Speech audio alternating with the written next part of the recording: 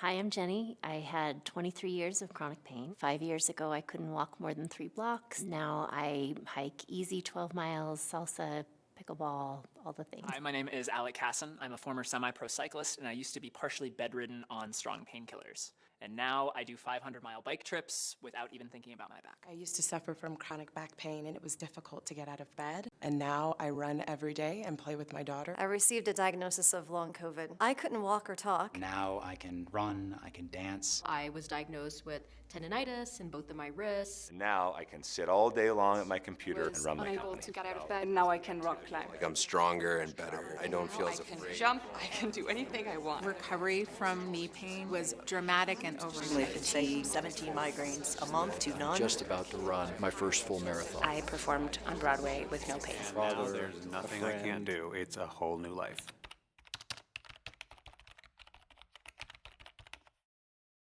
I'm Dario Zagar. I'm a neurologist with Yale University. I'm Dr. Becca Kennedy. I'm former lead of the Long COVID Clinic at Kaiser Permanente Northwest. I'm Yoni Ashar. I'm a neuroscientist at the University of Colorado. All pain is real, and all pain is generated in the brain. These things are revolutionary ideas. There's new science about how pain is made.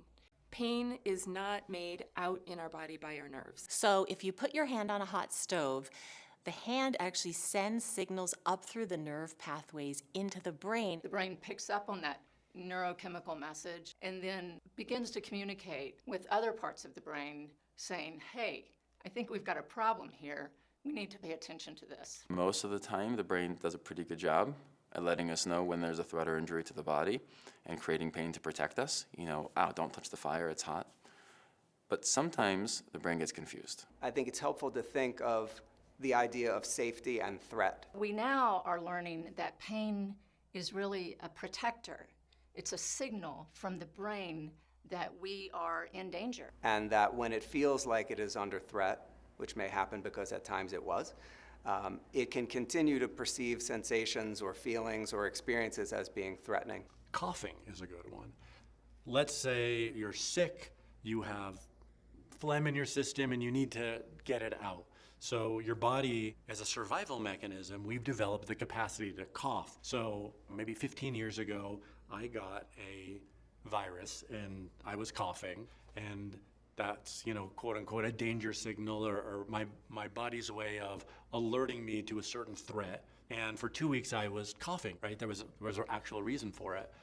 But after that, it caught.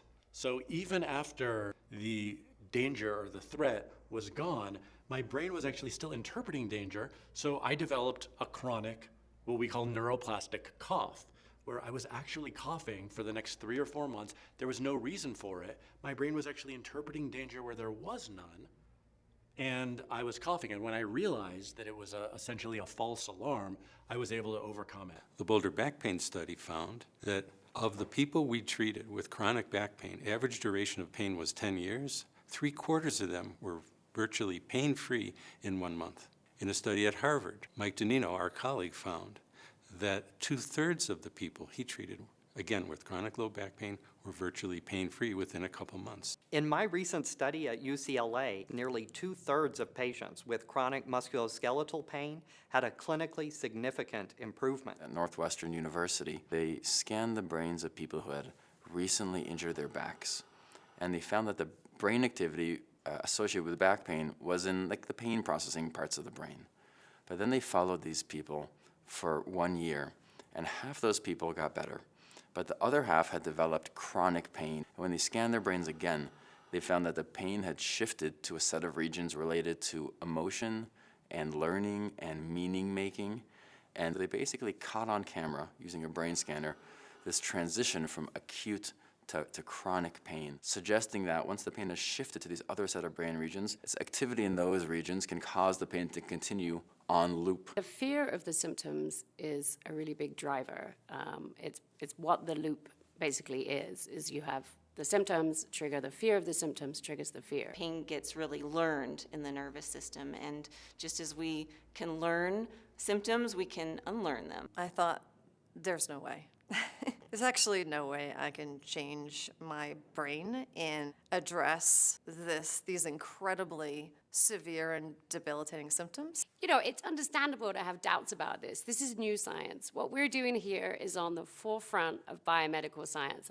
But the studies that are coming out and the research that is growing and being published, the results are just phenomenal. People are recovering from all kinds of chronic pain, long COVID, all kinds of chronic symptoms. Migraines. Chronic fatigue syndrome. Post-concussive syndrome. Symptoms blamed on chronic Lyme. Food sensitivities. Dizziness. Pelvic pain. POTS. Fibromyalgia. Sciatica. Bladder pain. Digestive problems. Plantar fasciitis. Tremor. Brain fog. IBS. Skin disorders. I could go on and on and on. It's the biggest blind spot in healthcare, and it's a problem that's got a solution. And the beautiful part of this is when it's a nervous system problem, we can help you. Hi, I'm Dr. Matt McClanahan, and I've successfully treated hundreds of patients. I have seen hundreds of people heal from these methods. Probably at least 80%. 80% to 80%. The majority of my patients. The majority. The majority. Hundreds of patients. Hundreds of patients. Thousands. Dozens. Over 7,000 people successfully improved. I have thousands and thousands of people who were formerly hopeless that are completely well. This is a paradigm shift in thinking. It is a radical new way to think about the body. A lot of this is so counterintuitive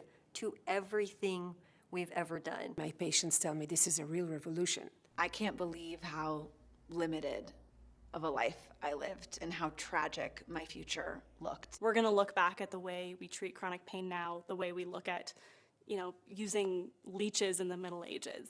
Like, everything's going to change. I want the world to know that we really can rewire the brain. Just get the word out.